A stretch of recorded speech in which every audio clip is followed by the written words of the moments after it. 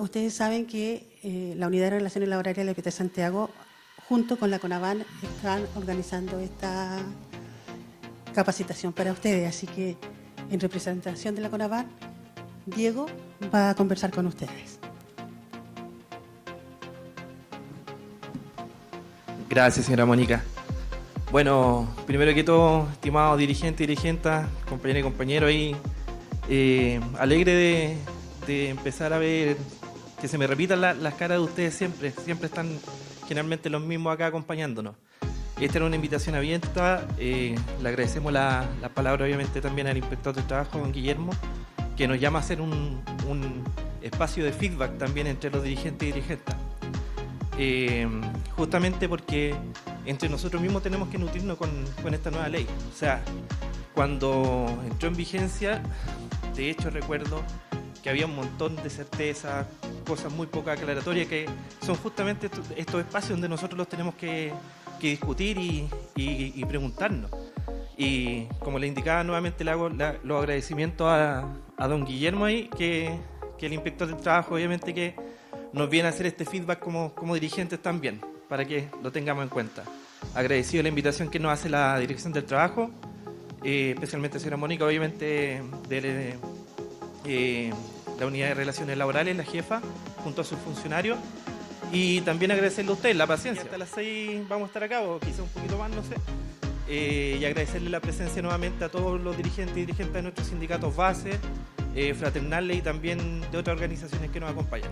Así que, sin más, le dejo nuevamente acá el micrófono para que pueda exponer el experto.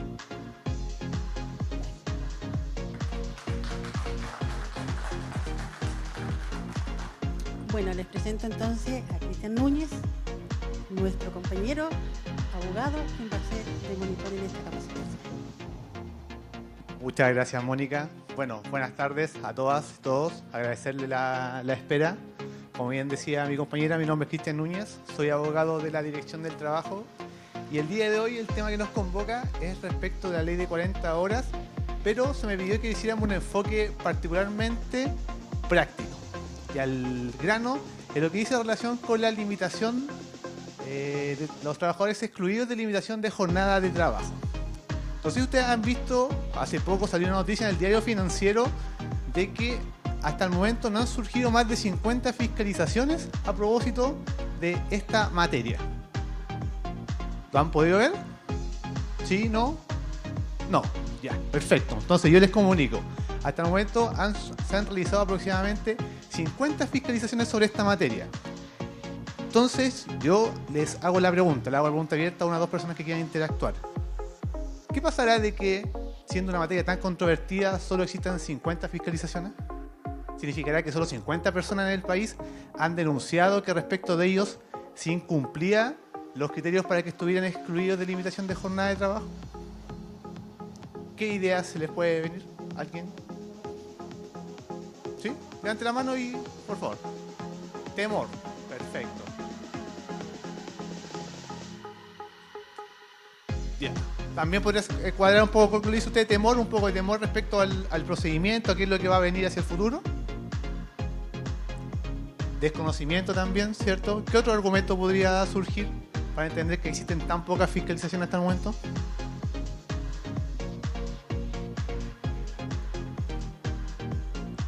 ¿Sí?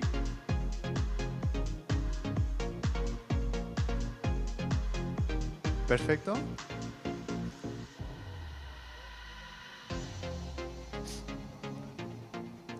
¿Ya?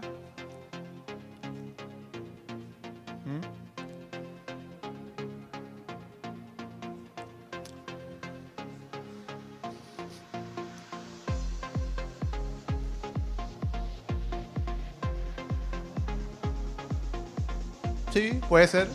Ya.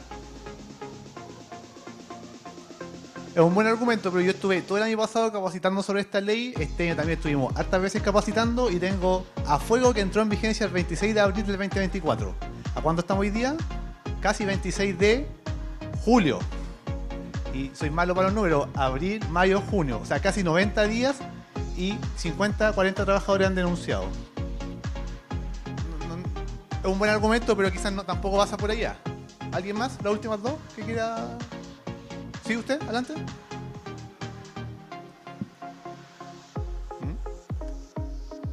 ¿Sí?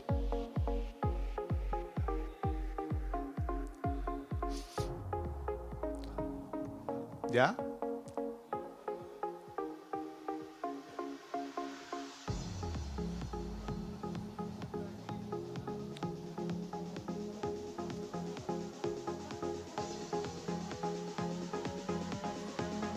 Buena respuesta.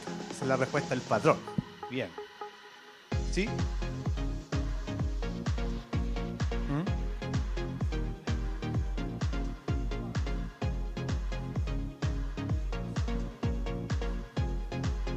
¿Ya?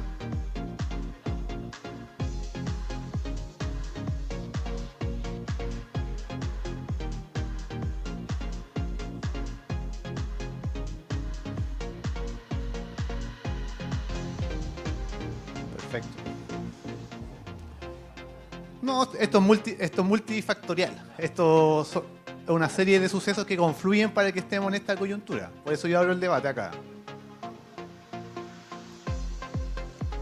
Bien. Perfecto.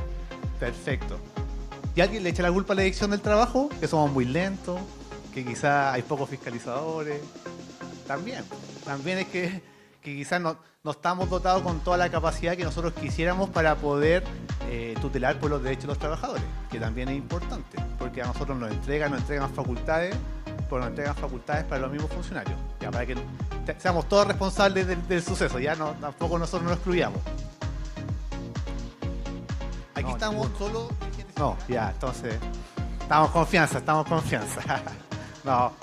Es importante. ¿Por qué? Porque nosotros como dirección del trabajo tenemos un área de trabajo que se denomina los consejos tripartitos de usuarios, donde ahí interviene nosotros como dirección del trabajo, trabajadores, ustedes como sindicato y empleadores. Y ahí conversamos estas materias. Porque que llegue un fiscalizador a su empresa a tener que contratar si se cumple o no con la legislación laboral es ya la última ratio, el último recurso que le queda al sistema para que se cumpla con los derechos laborales. Porque el primero tendría que ser, ¿quién debe ser el primero en cumplir los derechos laborales? El empleador, ¿cierto? Pero puede que sea el caso que tengamos un empleador contumaz, un empleador que dice que no sabe la ley, un empleador que dice que está esperando un dictamen, un empleador que deja pasar el tiempo y se vulneran los derechos. Entonces, luego, ¿quién sería la segunda persona encargada o grupo encargado de velar por el cumplimiento de la norma laboral? Bien, ahí hay que hacer una distinción, ¿cierto? Yo creo que primero el trabajador. Todos somos trabajadores. Antes de pertenecer a un colectivo como es un sindicato, primero somos trabajadores.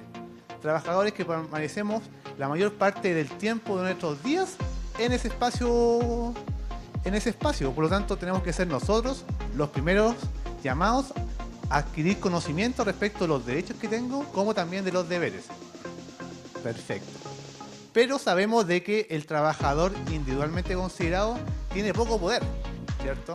¿Quién de ustedes ha podido sentar con su empleador y decirle, Juanito Pérez, ¿sabes qué? Yo quiero que usted me implemente una banda horaria, porque la ley de 40 horas contempla el derecho a la banda horaria, ustedes lo saben, ¿cierto? ¿No? Ya, reprobados todos, ¿sabes? Ya. Doña Mónica, vamos a hacer otra capacitación, ellos fuera, no. La banda horaria es un derecho que se consagra, por ejemplo, antes de eso, es un derecho que nosotros como funcionarios públicos tenemos para anticipar o retrasar el ingreso al trabajo en 1 hora. ¿Qué quiere decir esto? Vamos a partir con un ejemplo práctico que somos nosotros. Nosotros podemos entrar a prestar nuestro servicio desde las 8 a las 9. No tenemos un horario fijo. Si yo entro a las 8, me voy a las 5 de la tarde. Si yo entro a las 9... También hasta las 9:30, ¿verdad? Nosotros entramos de las 8 a las 9:30. Si entro a las 8 me voy a las 5. Si entro a las 9 me voy a las 6. Si entro a las 9:30 me voy a las 6:30. Eso es una banda horaria, ¿ya? Esta ley la incorporó, ya es vigente desde el 26 de abril de 2024. Es un derecho que cualquiera de ustedes o sus socios lo puede ejercer. Y por lo tanto se establece este derecho para nosotros como trabajadores. ¿Ya? Ese es uno de los derechos que consagra la ley de 40 horas. Pero aquí que fue particularmente debatida, particularmente comentada y particularmente publicitada fue respecto a los trabajadores excluidos de la limitación de jornada de trabajo. En numerosas campañas, videos, ustedes pudieron ver a la ministra del Trabajo señalando de que esta ley vino a ponerle un poco el cascabel al gato a lo que pasaba con la situación de los trabajadores excluidos de la limitación de jornada de trabajo. Antes que entremos de lleno al contenido, yo les hago otra pregunta. A ustedes, ¿qué les parece estar sujeto al régimen del artículo 22, inciso segundo, los que están? ¿Les parece bueno? ¿Les parece malo? ¿Depende? Dos opiniones necesito. ¿Quién ve las virtudes de estar regido por el artículo 22, inciso segundo? ¿Quién me puede decir, Cristian, ese mecanismo, ese sistema de jornada de trabajo me acomoda? ¿Existe alguien acá? Usted. ¿Alguno? ¿Cuál es el argumento?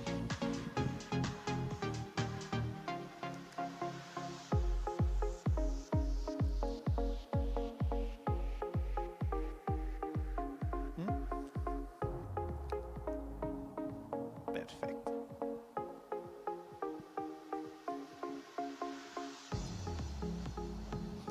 ¿Dónde trabaja usted? Perfecto. Me pareció una institución seria porque ese es el espíritu del artículo 22, inciso segundo. Cuando está correctamente aplicado. Cuando está mal aplicado. ¿Cómo?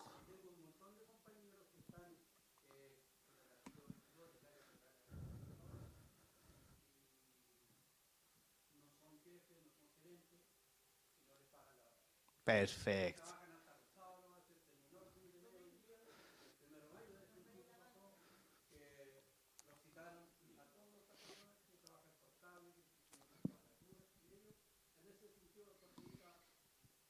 Bien. Hizo el punto. Perfecto. Ahí atrás la última y comenzamos de lleno con esto. Ya.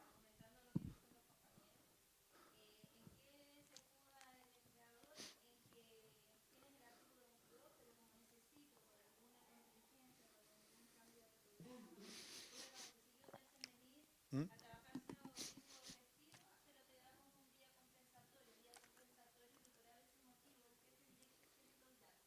Perfecto. Bien, aquí vemos las dos caras de la moneda con la misma empresa, con el mismo banco, que es bueno. ¿Por qué? Porque el artículo 22, inciso segundo, y básicamente los trabajadores que están excluidos de la limitación de jornada de trabajo, de por sí no es ni bueno ni malo. Porque uno podría tener quizás, ahí existe el estereotipo, no, que es un mecanismo muy malo, vulnera los derechos de los trabajadores. Otro puede decir, es un mecanismo muy bueno, ¿por qué? Porque me permite conciliar la vida laboral con la vida familiar, me permite ganar más remuneraciones. Quiero partir esta capacitación con ese prisma, ¿ya? De que esta institución en sí no es buena ni mala, todo depende de cómo se ocupe y si se ocupa con el respeto de los requisitos que el legislador prescribe para que un trabajador esté en el artículo 22, inciso segundo, ¿ya? Vamos de lleno. Hasta antes del 26 de abril del 2024, el Código del Trabajo establecía 5 hipótesis en las cuales un trabajador podía estar excluido de la limitación de jornada de trabajo. 5. Con esta ley se modificó eso y quedó reducido exclusivamente a 2. ¿Conocen cuáles son los 2?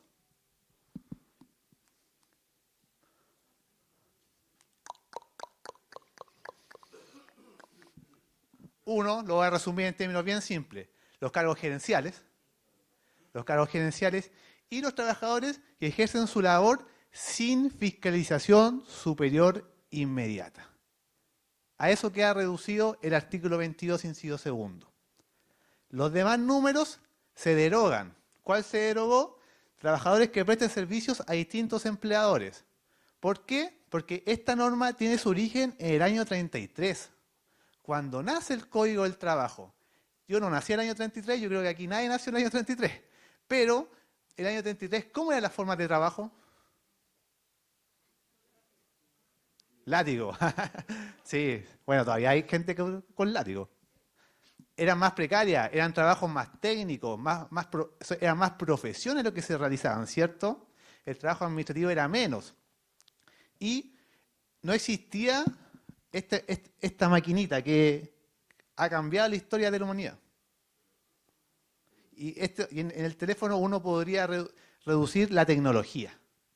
¿Ya?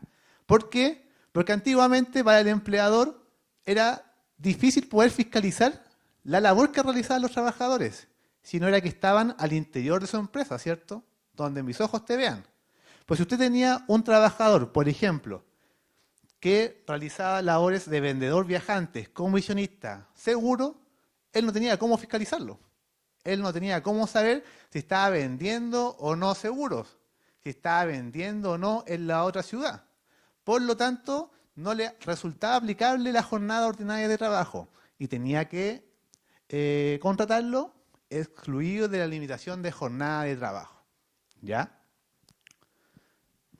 También estaba el número 5, contratados para prestar servicios en su propio hogar. ¿Ya? Y demás similares que no ejerzan sus funciones en el local o establecimiento. Si ustedes se pueden dar cuenta, aquí también está el 1, trabajadores que prestan servicios a distintos empleadores. No sé por qué se entendía de que cuando un trabajador prestaba servicios para distintos empleadores, era difícil su fiscalización. Quiero que vean con atención el número 5, el número 6 y el número 7. Ahí está el quid de este asunto, cómo se originó en su comienzo. ¿Por qué? Porque dice relación para trabajadores que prestan servicios fuera del establecimiento del empleador, fuera de mi ámbito de control. Y es por eso que se establece el artículo 22, inciso segundo. Es en su origen histórico. ¿Por qué hago tanto énfasis y lo destaco tanto? Porque yo creo que hasta antes de la dictación de la ley, y hoy en día incluso muchos trabajadores, empleadores, creen erróneamente que pueden aplicar esta causal cuando tienen trabajadores que no prestan servicios al interior de su establecimiento. Pero eso hay que erradicarlo de lleno. ¿Ya? Ya no corre el criterio geográfico. Estas son las 4 ideas matrices que yo puedo definir respecto a este cambio normativo. 1, se elimina el concepto geográfico. El hecho de que un trabajador preste servicios fuera de las dependencias de la empresa no significa que tiene que estar regulado por el artículo 22, inciso segundo. ¿Por qué? Porque existen los medios tecnológicos de control hoy en día. ¿Sí o no? Con el teléfono hoy en día estamos todos controlados. Estamos todos controlados. Teléfonos, GPS, cámaras. Por lo tanto, ese criterio, fuera. Vinculado con el criterio geográfico, es que se decía que existía una imposibilidad de ejercer el control.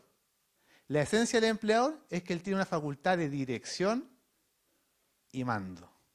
Dirección y mando. Al estar fuera del radio de mi empresa, no está dentro de mi control. Por lo tanto, artículo 22.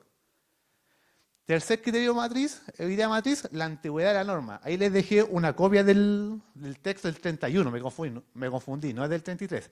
El Código del Trabajo es de 1931. Casi 90 años tuvieron que pasar para derogar esta norma y modificarla. Y finalmente, como ya destaqué, la utilización de los medios tecnológicos.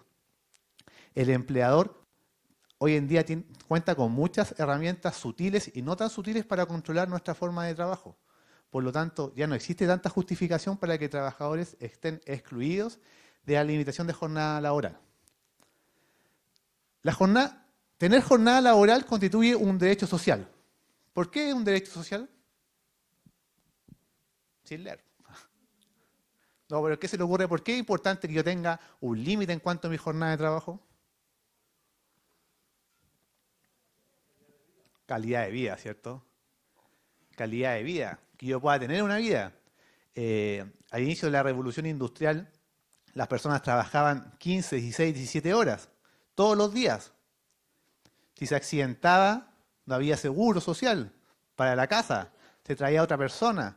Los padres llevaban a sus hijos a trabajar porque tenían manos pequeñas y servían para determinadas labores productivas.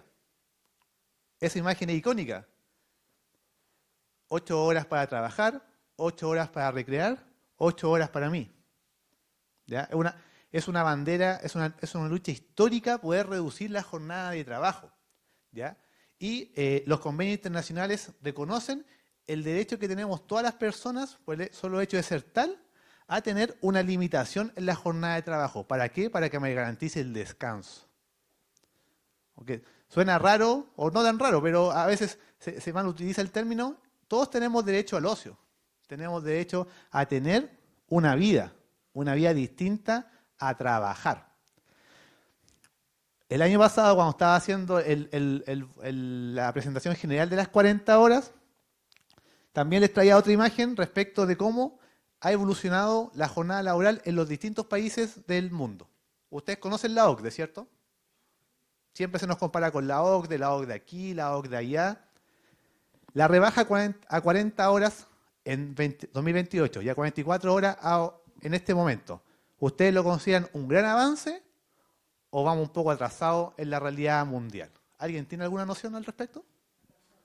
Atrasados. Perfecto. Bien. Bien. ¿Conocen otros países donde se trabaje menos horas? Al ejemplo, Francia. En Europa en general, ¿cierto? Sí.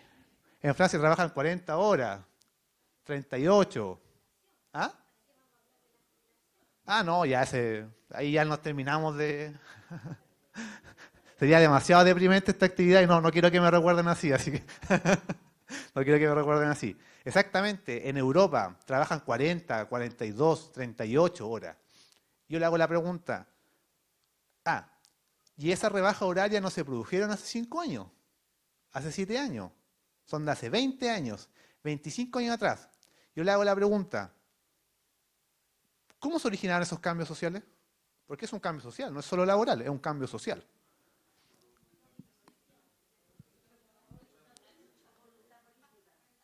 Voluntad política. Pero vamos tirando ideas. Si esto es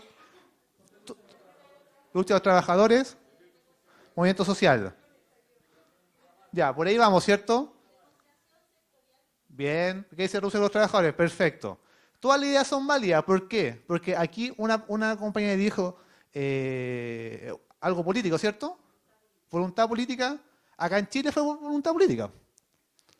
Yo no vi que los trabajadores estuviéramos ahí, bueno, siempre fue una lucha, una bandera, pero no fue de que nosotros como trabajadores organizados colectivamente hicimos una presión que era incontrarrestable para el poder político y nos adueñamos de las 40 horas. No fue así, ¿cierto? Salvo que yo haya visto otra historia, pero no fue así. Así que, porque negociación política y otros dijeron, no, ¿cómo? Acá sí fue. Acá sí fue una negociación política. En Europa, en Alemania, es lo que dicen ustedes. Es una presión social, una presión de los trabajadores organizados colectivamente a través de sus sindicatos, quienes, a través de los instrumentos colectivos, han logrado reducir la jornada laboral. No necesitaron una norma, no necesitaron a los diputados. Fueron ellos con el poder que tienen para negociar colectivamente quienes lograron estas rebajas horarias. ¿Por qué es importante? Porque aquí también vuelvo con la experiencia que tenemos acá capacitando con Mónica y con los compañeros de la inspección. Hemos hecho esta capacitación varias veces. El año pasado capacitamos harto sobre 40 horas. Y la ley de 40 horas tiene sus virtudes y tiene sus defectos.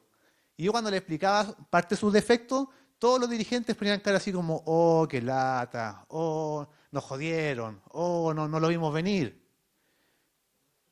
Y le digo de vuelta, ¿y usted dónde estuvo entonces?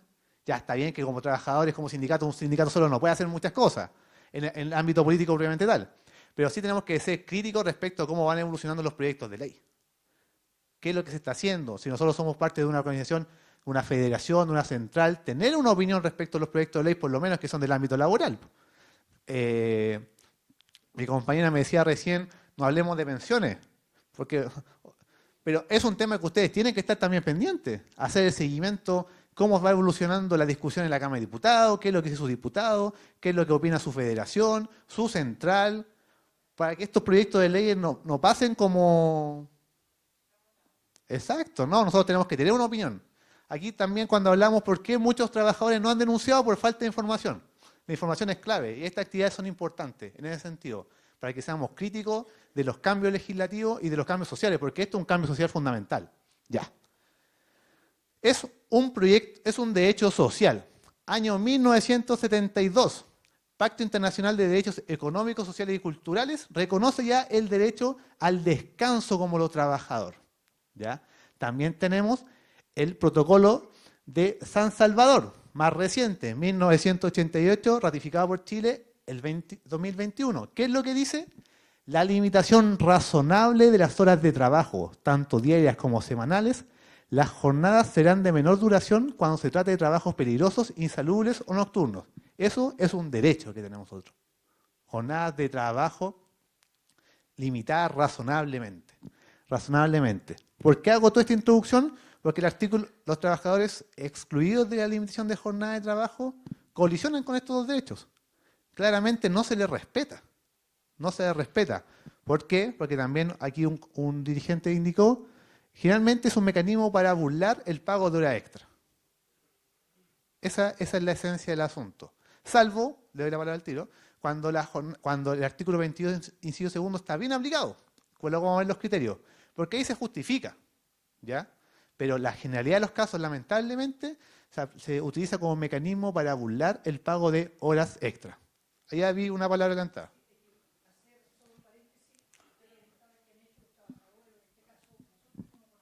¿Mm?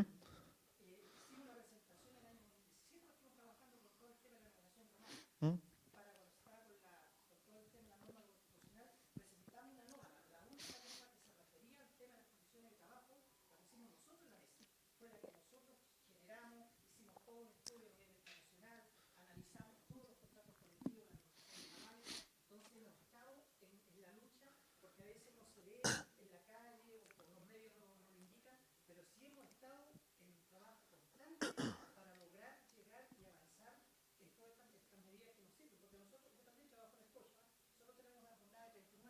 ¿Mm? ¿Les quedó chico?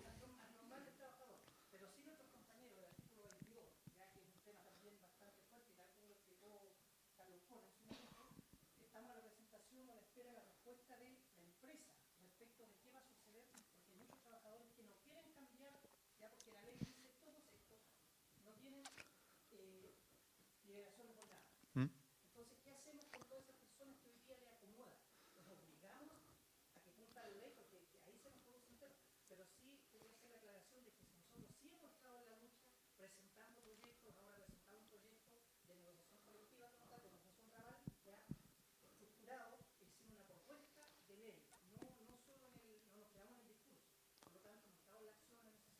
Muy bien, pues, muy bien. Eso es lo que las organizaciones sindicales tienen que propender. Y enhorabuena que lo hagan y está bien que lo destaque en esta instancia. ¿Por qué? Porque también es fundamental que los demás sindicatos, porque aquí podemos ver, veo, hay muchos sindicatos bancarios que sin duda tienen harta experiencia, harta capacidad de ser correctamente asesorados, que tienen posibilidad de hacer más acciones. A diferencia de sindicatos quizás que son más chicos, que no tienen posibilidad de asesoramiento tan elevado o no saben cómo accionar esta materia, y es importante que vayamos confluyendo para que vayamos enriqueciendo la actividad sindical, todos subiendo el estándar. ¿Ya? Así que muy bien por su intervención. Ahora veo por qué hay tanto de escuchan, porque tienen harto caso a aplicar después de esta capacitación. Bien. Limitación de jornada de trabajo. La Dirección del Trabajo emitió un dictamen para interpretar el sentido y alcance de la norma jurídica. ¿Ustedes saben en qué consiste un dictamen? ¿O cuál es la importancia de un dictamen? Que generalmente, cuando son temas medianamente complicados o relevantes, todos los medios de comunicación dicen la Dirección del Trabajo emitió un dictamen. El Director del Trabajo emitió un dictamen.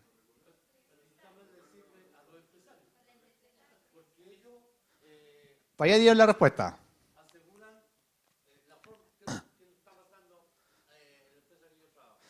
Bueno. Los horarios que tenemos no son iguales de las 45 o 48 horas. Nosotros trabajamos 12 horas a 4 días. Pues después vamos a un caso concreto, pero usted dio un punto. No generalmente le conviene al empleador, porque por ejemplo, respecto a los dictámenes que sacó la Dirección del Trabajo respecto a las 40 horas, fueron los empleadores que lo impugnaron a la Corte de Apelaciones porque no les pareció el sentido y alcance de la norma jurídica. También depende del momento político, porque en algunos casos no les gusta y después cambia presidente y después sí les gustan los dictámenes. Por lo tanto, todo depende de esa coyuntura. Pero allá alguien dijo la correcta funcionalidad de los dictámenes. Interpretan la norma jurídica. Interpretan la norma jurídica. ¿Por qué? Porque el director del trabajo tiene por ley la facultad de interpretar la norma jurídica. Es de los pocos civiles que tiene la facultad de interpretar una norma. Porque ¿quién crea la norma jurídica? El Congreso. Que el Congreso es un órgano colegiado representativo de todos nosotros. Y se le entrega la facultad a un civil para que interprete esa norma jurídica. Es por eso la relevancia de los dictámenes. Bueno, emitió el dictamen 8404 del 2024, que viene a regular lo que dice relación con los trabajadores excluidos de la limitación de jornada de trabajo. Ya. Este dictamen, junto con regular lo que dice relación con los artículos 22 inciso segundo, estableció los mecanismos de control a través de los registros de asistencia. Porque no sé si ustedes sabían también de que la forma de regular la asistencia también data del año 1933 de un reglamento que establecía cómo es la forma que se podía regular el registro de asistencia. Y que generalmente es a través de un libro firmado por el trabajador.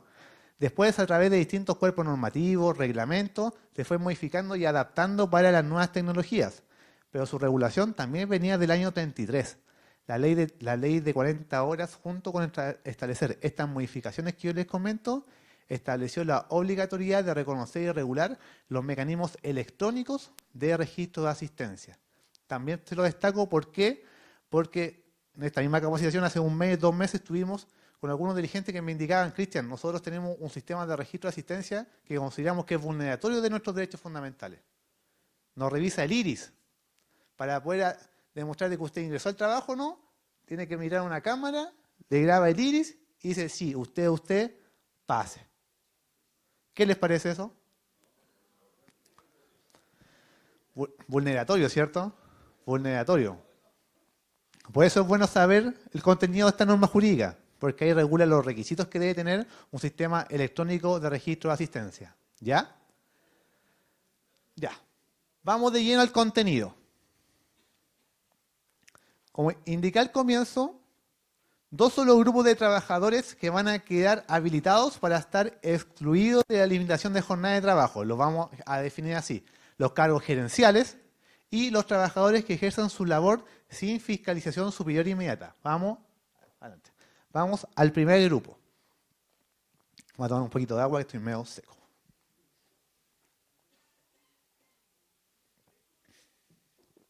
La ley dice los cargos gerenciales. ¿Pero qué tenemos que entender por gerente administrador o apoderados con facultades de administración?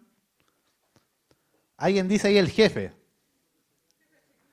El jefe asignado. ¿Quién más? La voy a eliminar para que no estén leyendo. ¿Tenemos idea? ¿Allá? ¿Ya? ¿Quién más? ¿Quién es un oficial de la empresa? A ver, para los que no sabemos. ¿Ya? ¿Quién más? Persona de confianza. Bien, bien. Dieron con los conceptos bien. Allá el hombre, por eso lo va a hacer rápido porque usted dio en el clavo. ¿Lo puede repetir lo que dijo? Sí, usted. Bien, ese es uno de los requisitos que debe tener una persona para entender que tiene un cargo de gerente, administrador o apoderados con facultades de representación. También por ahí una persona indicó, perfecto, una jefatura. Vamos a ver que no cualquier jefatura puede estar en el artículo 22, inciso segundo. Les voy a dar, vamos a ver el contenido, voy a dar el ejemplo primero. Esta materia antiguamente se discutía básicamente en los procesos de negociación colectiva. ¿Por qué usted me podría decir, por qué en los procesos de negociación colectiva se discutía esta materia? Exactamente, ¿cierto? Ellos están excluidos de negociar colectivamente, siempre que esté en su contrato de trabajo escriturado, ¿cierto? ¿Y por qué están excluidos de negociar colectivamente?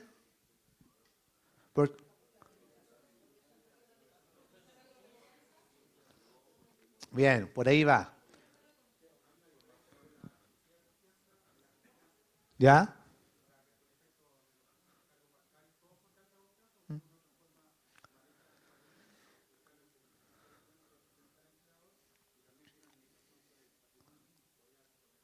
Ya, le vamos a poner una notación positiva aquí a nuestro compañero. Muy bien. Él está dando en el clavo. Se nota que maneja estos conceptos. Efectivamente, no basta con cualquier jefatura.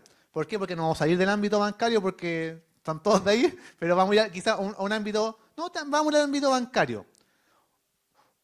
Un jefe de unidad nomás. Yo soy abogado, un abogado que es jefe de los demás abogados. ¿Él podría estar en el artículo 22, inciso segundo? Depende, siempre depende. Nunca digan no ni tan categórico. Depende. ¿Por qué? ¿Cómo? Pero no significa... Ahí está. Ahí está. No basta lo que digan. ¿Quién dijo eso? Levante la mano. Muy bien. Depende de las atribuciones que tengan. Depende de las atribuciones que tengan. Porque en el contrato de trabajo yo le puedo poner de que usted es el amo y señor de la empresa. Da todas las instrucciones que quiere, pero no despide a nadie. ¿Cree que tendría el concepto de gerente, administrador o apoderados con facultades de administración? No. El elemento clave es las facultades de administración. Eso es lo que yo quiero que ustedes se lleven hoy en día. Las facultades de administración. ¿Por qué? Les voy a dar un ejemplo. En mis inicios en el servicio yo partí como abogado en Melipilla. ¿Ya? Tuve un año ya viajando todos los días y un día llegaron a la oficina, gerente ya, porque tengo dos ejemplos que ocurren en Melipilla. Llegaron a la oficina un grupo de trabajadoras del personal de aseo. Y esto es una historia real, ¿no? Personal de aseo. Llegaron a la oficina, vinieron a hablar con el abogado, era yo, tomé asiento, cuénteme, ¿cuál es su problema? Me decía, ¿sabe qué? Lo que pasa es que nosotros nos aplican mal el artículo 22, inciso segundo. No nos pagan nuestra hora extra. A ver, cuénteme, ¿qué fue lo que pasó? No, nosotros no hacen trabajar, no tenemos jornada de trabajo, no tenemos horario, estamos al llamado del jefe, porque él, según él, nosotros somos gerentas de aseo. Y así decían. Gerentas de aseo. Gerentas de aseo. Y no nos paga la hora extra. Nosotros no tenemos jornada de trabajo. Cuando a él se le ocurre tenemos que ir a trabajar. Llamamos al empleado, lo entrevistamos, hicimos un procedimiento de fiscalización y le preguntamos al empleador, ¿por qué ya los tiene usted suscritos en su contrato de trabajo como gerentes de aseo? Y él me decía, porque son gerentes. Po. Es casi igual lo mismo que un gerente. Nosotros le entregamos una caja chica y ellas van, compran los artículos del aseo, ellas saben cuánto tienen que comprar, de qué marca, son completamente independientes de mí. Yo les entrego una caja chica y ellas hacen su trabajo. Ellas se autogestionan prácticamente. Por lo tanto, son gerentas. Y van a trabajar cuando quieren. Ellas ven como limpio. A mí lo único que me interesa es que tengan limpio. ¿Qué les parece ese ejemplo? Es un abuso. Pero eso es lo que ocurre. Y eso es lo que ocurría. ¿Por qué? Porque se mal emplean los conceptos jurídicos. Y como decía ahí, no basta lo que diga en el contrato. Basta lo que en la realidad ocurra. Eso es un principio del derecho laboral. ¿Ustedes lo conocen? Primacía de la realidad. Ya verá, ahí lo vamos a censurar un minuto porque él sabe mucho. ¿Eh? O está bien. Es el principio de la primacía de la realidad. Usted cuando existe el contrato de trabajo es consensual. No es solemne. Usted cuando compra una casa tiene que firmar un contrato, ¿cierto? Y jamás va a poder comprar una casa si no firmó el contrato y lo inscribió en el conservador, ¿cierto? Pero yo hoy en día con usted podemos iniciar una relación laboral. Usted va, me contrata, me dice, pucha, habláis súper bien, Cristian, quiero que seáis mi expositor de aquí todos los días en mi empresa. Una charla de media hora a todos mis trabajadores. Te voy a presentar en Agustina de 9 a 11 y te voy a pagar 2 millones de pesos porque un hombre generoso. Ojalá. Ojalá. Ya renunciaría. Ya. No. Tenemos contrato de trabajo. Lo tenemos. Ahora, las cláusulas no tenemos cómo probarlas, porque no tenemos un documento escrito. Pero el Código del Trabajo hace una presunción, que cuando el contrato no está escriturado, ¿cuáles cláusulas se presumen válidas? ¿La del empleador o las que dice el trabajador? El trabajador. Entonces, con este artículo se daba esa dificultad. ¿Por qué? Porque se mal ocupaban los conceptos. Decían, yo soy gerente, por lo tanto, estás excluido de la limitación del artículo 22, o sea, estás excluido de jornada. No es así, no es así. Porque, como le decía, en esto ya se discutía en el ámbito de la negociación colectiva, porque se excluían trabajadores de negociar colectivamente porque decían, no, usted es gerente, usted es representante del empleador, y antes de la entrada en vigencia de la ley, lo resolvían los jueces. ¿Y qué es lo que hacía el juez?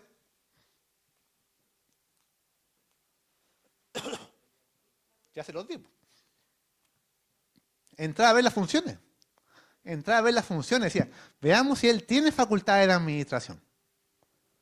Veamos si él tiene realmente facultades de administración. ¿Cuáles son esas facultades? Usted se puede preguntar. En esto se reducen. 1.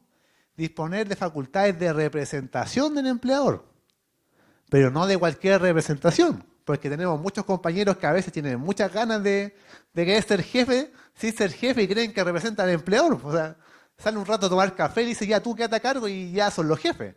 No. ¿Pasa, cierto? Una representación jurídica, que él tiene facultad para representar jurídicamente al empleador, no cualquier representación. No el compañero que Espinita, no. Facultad de representación jurídica. ¿Ya? ¿En qué se traduce la facultad? ¿Qué facultad es de la esencia de un empleador? Que me dice, con esa facultad, él realmente representa al empleador. Despedir. Un trabajador que tiene la facultad de despedir es un trabajador que representa al empleador. Representa al empleador. Y contratar, desde luego. Pero lo más usual cuando alguien está medio enojado, un jefe va, te echa. Él representa al empleador. Y por otra parte, tiene que estar dotado de facultades generales de administración. Y por ahí también lo comentó el compañero, de disponer del patrimonio, de poder realizar actos jurídicos de disposición del patrimonio de la empresa. Cuando concurren estos dos, estamos ante un trabajador que tiene facultades de administración. Entonces, teniendo presentes esos dos requisitos conceptos, nosotros podemos acordar estas dos premisas que yo le establezco. En realidad son muy pocas las personas de la compañía que van a acceder a ese nivel jerárquico. No cualquiera representa al empleador y no cualquiera tiene facultades de administración. Son muy pocos. Esos mandos medios, con todo el respeto a los mandos medios, pero que creen que son gerentes, no es verdad. Y esos son los peligrosos, porque nosotros también estamos haciendo la ley Karim, y esos son los peligrosos respecto con los abusos. ¿Por qué? Porque se atribuyen un poder que no tienen. Ojo, ¿ya? Y su capacidad de representación en materia laboral se presume. Vale decir, no admite prueba en contrario. Una persona, un trabajador que tiene estas dos facultades, se presume que representa al empleador. Por lo tanto, él estaría correctamente aplicado el artículo 22, inciso segundo. Y con esto cierro porque vamos a un coffee que organizó mis compañeros del IPT. Compartirán ustedes que una persona que tiene facultades de representación y facultades generales de administración, generalmente está recompensado en su remuneración. ¿Sí o no? El real gerente gana millones. ¿Por qué? Porque sobre su espalda pesan estos deberes. Es correlativo. Por eso, por algo un gerente gana lo que gana. Porque él representa al patrón y ejerce las facultades de administración. ¿Ya? Perfecto. ¿Queda claro el concepto? Antes que entremos al coffee. Perfecto. Ya. Entonces, por favor, pasen y nos damos 10 minutitos y continuamos con la segunda parte de la capacitación. ¿Ya?